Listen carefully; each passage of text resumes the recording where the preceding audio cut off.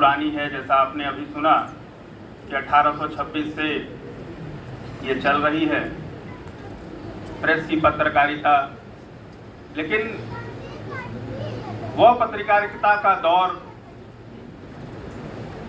समाज के जो हमारा मन है, जो हमारी आवश्यकता है, उसको समाज में रखने की पीड़ा थी। और उन तमाम लोगों ने उस पीड़ा को अभिव्यक्त भी अपने लेखनी के माध्यम से किया। समय समय पर उसकी प्रताड़नाएं भी झेली, अंग्रेजी हुकूमत में बहुत से दर्द सहे और आज उसको यहाँ तक पहुँचाया है। विषय बहुत सुंदर है, लेकिन जब से ये इलेक्ट्रॉनिक मीडिया मेन स्ट्रीम के समाचार इलेक्ट्रॉनिक मीडिया के द्वारा, चूंकि बात इसकी इसलिए होती है कि विजुअलाइजेशन आपके मन को ज़्यादा प्रभावित करता है। प्रिंट मीडिया हमेशा से रहा है, हमेशा रहेगा और अपने स्थान पर अपना भूमिका, अपना योगदान समय समय पर देता रहा है। लेकिन चलते इलेक्ट्रॉनिक मीडिया या डिजिटल मीडिया ने लंबा सफर तय करते हुए बहुत गहरी छाप, बहुत व्यापक पकड़ इस समाज पे बना लिया है। न केवल भारतीय समाज पे, अपितु पूरे विश्व पे एक ऐसा पकड़ बना लिया है जो कि डेमोक्रेसी को रिफ्लेक्ट करता ही है, साथ ही साथ अपने कंटेंट के द्वारा वो आपके मन को भी नियंत्रित कर रहा है। यद्यपि मीडिया का काम आपके मन को नियंत्रित करना नहीं है, मीडिया का काम आपके मन की भावनाओं को सरकार और समाज में प्रतिबिंबित करना है।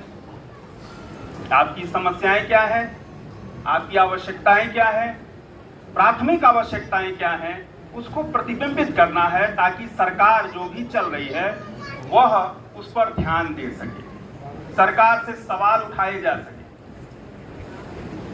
लेकिन दुर्भाग्य की बात है कि इस इलेक्ट्रॉनिक मीडिया ने जो प्रिंट मीडिया को ओवरलुक करते हुए इस स्तर पर पहुंच गया है कि उसने कंटेंट क्रिएट करना शुरू कर दिया। मतलब कि वो जो चाह रहा है, और चाह क्यों रहा है? क्योंकि उसके पीछे बाजार की ताकत जुड़ गई। वो समाचार को अब एक उपभोक्ता वस्तु के रूप में देख रहा है कि किस समाचार से, किस कंटेंट से उसको ज्यादा से ज्यादा बाजार का क्रिएशन हो सकता है। बाजार का मीन्स है कि कमाई होना, प्रॉफिट होना। उनकी लैंग्वेज में टीआरपी शब्द का प्रयोग करते हैं। तो ये जो स्थिति उत्पन्न हुई है वह बहुत ही घातक है। घातक इसलिए है कि उसने ऐसा जाल रचा है कि हम अपने स्वस्फूर्त मन या जो हमारी आवश्यकताएं हैं उसको कहीं न कहीं ओवरलुक करके, भूल करके, दबा करके ऐसे माइंडसेट का निर्माण करने में लगे हैं जो हमारी अपनी इच्छा नहीं है, हमारे समाज की इच्छा नहीं है, हमारे अपने लोगों की आवश्यकता नहीं है, बल्कि वो बाजार की आवश्यकता के रूप में स्थापित हो चुकी है। और हम कहीं न कहीं अपनी आवश्यकता इतना ज्यादा उसने हमारे माइंड को घेर लिया है कि हम उससे बात ही नहीं करना चाहते। हम भी उसको बड़े ही गौर से पढ़ते हैं, सुनते हैं, देखते हैं, बात करते हैं, लड़ जाते हैं। और आज का जो स्तर है डिस्कशन का, यहाँ बहुत से युवा भी हैं। जब हम लोग छोटे हुआ करते थे तो ये कहा जाता था कि टीवी डिबेट देखो, कुछ ज्ञान बढ़ेगा। आज टीवी डिबेट को देखने से भारतीय संस्कृति शर्मसार होती हुई नजर आती है, क्योंकि न उस डिबेट में कहीं भी भारतीय संस्कृति का कोई बड़े छोटे का लिहाज, भाषा की शैली, प्रस्तुतिकरण, बॉडी लैंग्वेज, शब्दावलियों का प्रयोग, ये सब ऐसे कंटेंट से भर चुके हैं जो एक सतही पान के चौराहे या गली नुक्कड़ के चौराहे पर खड़ा अशिक्षित व्यक्ति जिस तरह से बात करता है, उस तरह से आज हमारा मीडिया कंटेंट हो गया है। और मैं अभी बैठे बैठे देख रहा था कि इसमें कहीं न कहीं यदि 10% मीडिया को दोषी माना जाए तो 90% हमारा आपका भी दोष है, क्योंकि मीडिया आपको नहीं कहता कि आप मेरा कार्यक्रम देखिए, आप स्वयं उस कार्यक्रम को देखते हैं। क्यों? क्योंकि मानव मन ऐसा है कि वो नकारात्मकता को बड़ी जल्दी से ग्रहण करना चाहता है और उसको बड़ा अच्छा भी लगता है। और आप यकीन नहीं कर रहे होंगे, बहुत से ऐसे विद्वान लोग हैं, बहुत से ऐसे लोग आज हैं जिन्होंने इन मीडिया चैनलों को देखना बंद कर दिया है। उसमें मैं भी शामिल हूं, क्योंकि इससे आपको कुछ नहीं मिल रहा है। और आप यकीन मानिए,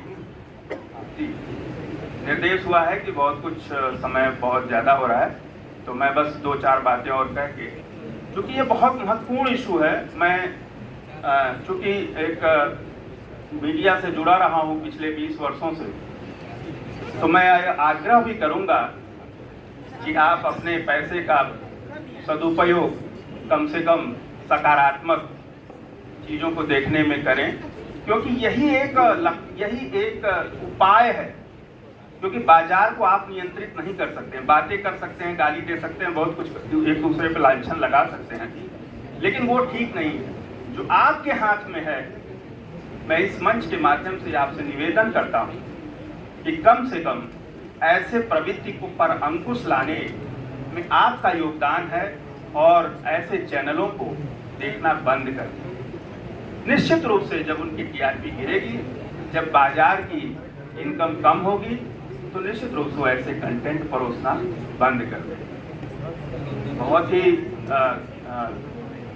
यहाँ पर बहुत सारे पत्रकार ऐसे हैं जो आज भी मीडिया चैनल में भी कुछ ऐसे हैं जो आज भी उन पत्रकारिता के जो वजूद हैं, जो हमारे उस पत्रकारिता का मेन मूल मंत्र है, उसको लेकर कर चल रहे हैं, लड़ रहे हैं, संघर्ष कर रहे हैं, लेकिन वो कहीं न कहीं किसी उसमें दब जाते हैं।